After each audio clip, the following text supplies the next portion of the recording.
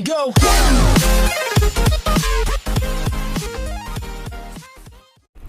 सभी बैंकों के चेक बुक लगभग एक जैसे होते हैं। आज की वीडियो में मैं आपको बताऊंगा कि आप पंजाब नेशनल बैंक का चेक कैसे फिल कर सकते हैं।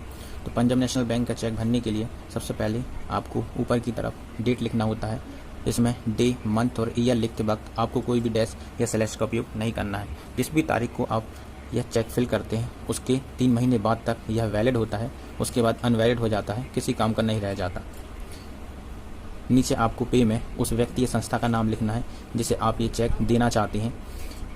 जिस भी पर्सन का आप नाम लिखते हैं उसको पे के बाद से ही लिखना स्टार्ट करना चाहिए, उसमें स्पेस नहीं देना चाहिए और नेम और सरनेम के बीच भी काफ़ी कम स्पेस रखना चाहिए और जो खाली स्पेस बच जाता है वहाँ पर लाइन खींच देना चाहिए ताकि कोई व्यक्ति इसमें एडिट ना कर सके।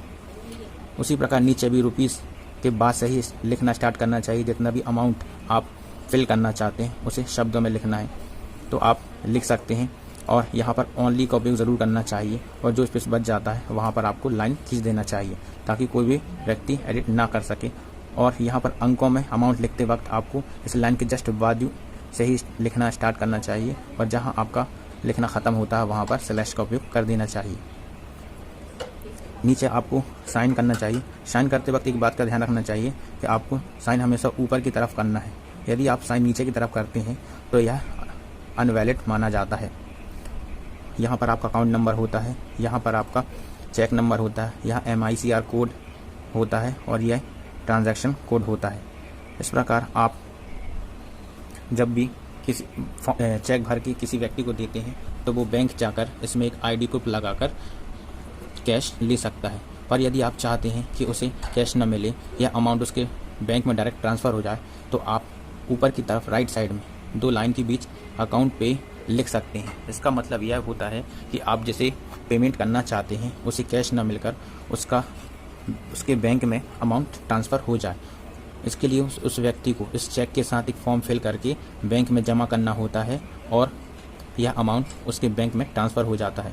आपको एक बात का ध्यान रखना चाहिए कि आप जब भी चेक फिल करते हैं तो यहाँ पर आपको ओवर राइटिंग नहीं करना चाहिए, क्योंकि यदि थोड़ा सा भी आप काटा आटा लिखते हैं या आप गलत लिख देते हैं तो वह चेक रिजेक्ट माना जाता है।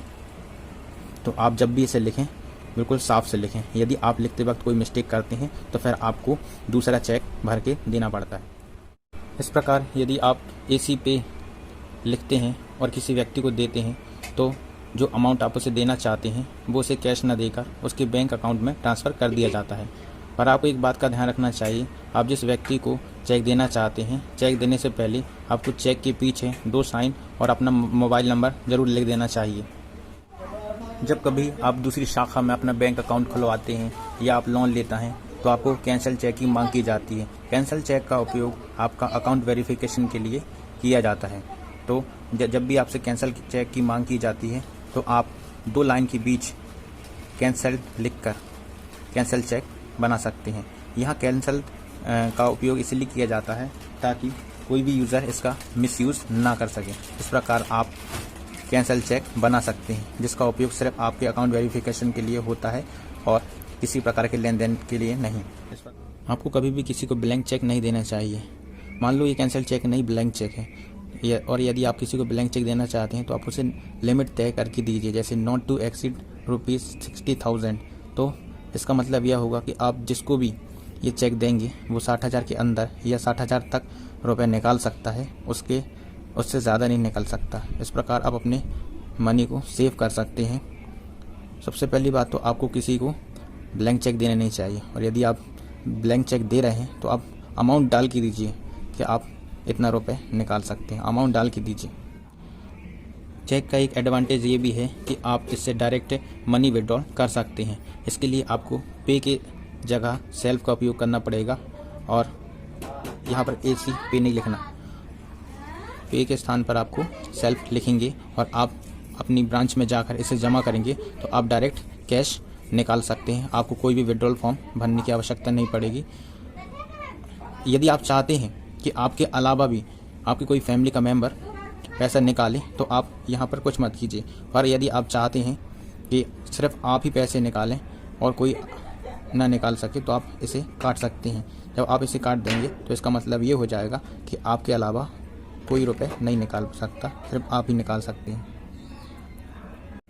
ओके, यह वीडियो आपको अच्छी लगी होगी। यदि आप मुझे कोई सुझाव देना चाहते हैं तो कमेंट कीजिए। मैं मिलता हूँ नेक्स्ट वीडियो में। Thank you.